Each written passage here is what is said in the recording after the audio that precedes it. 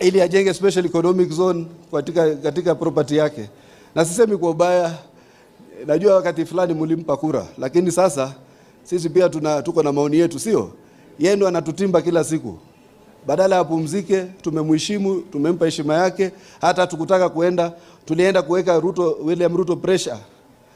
A form ile State Capture Commission, akasema yeye si mtu wa kulipiza kisasi. Lakini huyu naye amerudi kila mara anaongea mbaya.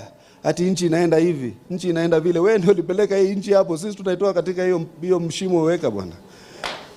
Lakini hatutaki kuweka lawama ya mtu, tunataka kufanya kwa matendo.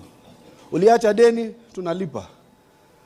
Ulikwenda ukaanzisha barabara mahali moja ya Kenya, tunalipa, tunajenga. Na sasa tuache pia tuanzishe mahali nyingine. Achana hii mambo ya unyoro kuropokwa kila wakati. Kama vile Kibaki anasema, so suddenly you have become so clever. Kwa vile umeenda ukauza hisa kidogo kwa stock exchange ukanunua za KPC, sasa unataka kutuonesha sisi uchumi ni nini? Acha bwana.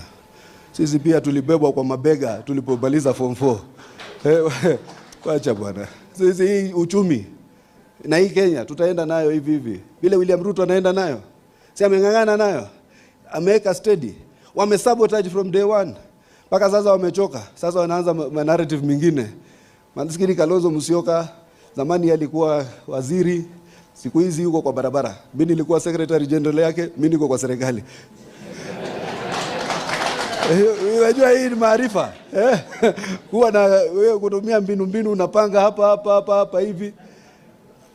Zamani watu walikuwa sisi tulikuwa unajua sisi wale watu wa karibu yetu ilikuwa ni Wakamba. Ilikuwa